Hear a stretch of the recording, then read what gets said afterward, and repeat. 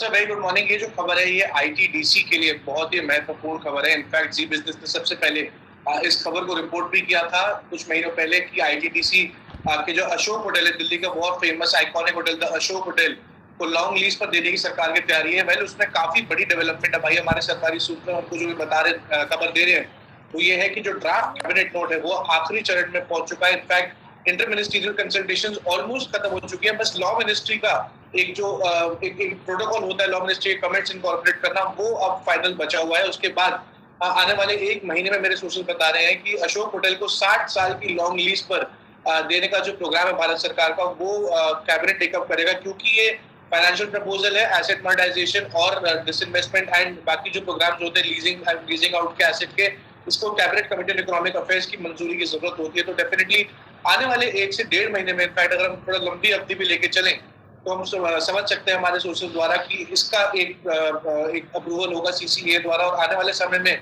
हम देख सकते हैं कि अशोक होटल को 60 साल की लीज पर देने का प्रोग्राम है। और सर मैं एक और चीज बता दूं कि जो एसेट जो अशोक होटल की अलग और भी लैंड प्रॉपर्टीज है, उसके पास जो एक शॉपिंग कॉम्प्लेक्स भी है उसको एसेट मोनेटाइजेशन करने का प्रोग्राम है। तो अशोक होटल की ही लीज और एसेट मोनेटाइजेशन से भारत सरकार लगभग 7,000 करोड़ रुपए जुटाने का प्रयास कर रही है, जो कि काफी अच्छी खबर रहेगी आईटीडीसी के लिए भी और ऑफ कोर्स अशोक होटल के लिए भी, जो काफी डिलैपिडेटेड कंडीशन में है।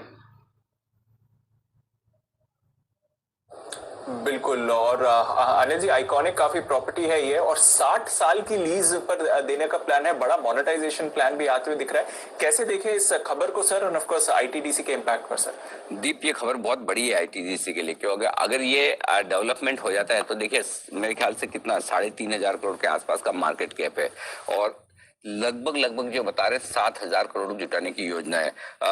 मतलब ये तो पूरा एक तरह से कंपनी पूरी कंप्लीटली डेट फ्री, और उसके बाद एक्सपांशन के लिए भी आपके पास पूरी जगह रहेगी और स्टॉक आराम से री रेटिंग हो जाएगा। बस ये हो जाना चाहिए, क्योंकि लंबे समय से चर्चाएं चल रही है, कब होता है वो वाले देखने वाली बात है। और अगर ये होता है तो डीप फिर ये स्टॉक 550-600 के पहले रुकेगा नहीं, इसमें कोई डाउट नहीं है। क्योंकि 60 साल के लिए लीज पर ये अशोक होटल है जो प्राइम प्रॉपर्टी है, इसके लिए काफी टाइम से तैयारी चल रही थी, अभी एक आखिरी चरण में है और ये सरकार को करना ही बेसिकली ये भी एक तरह से एसेट मोनेटाइजेशन प्लान ही है। और मार्केट कैप से दुगने में अगर आप सोचिए डील हो रही हो, बाकी प्रॉपर्टी और 7-8 और कितनी होटल्स हैं आईटीडीसी के पास में, वो तो अलग ही है, उनको तो भूल ही जाइए, छोड़ दीजिए। सिर्फ एक अशोक होटल से अगर 7,000 करोड़ का मोनेटाइजेशन होता है तो फिर उससे आप अंदाजा लगा सकते हैं सिर्फ 3,500 करोड़ के मार्केट कैप है।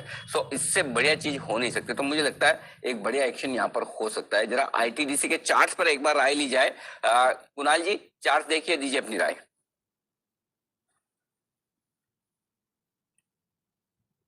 अनिल देखिए, चार्ट भी यही कह रहा है जो अनिल जी अभी आपने कहा कि स्टॉक में एक टर्न अराउंड होता हुआ दिखाई पड़ रहा है।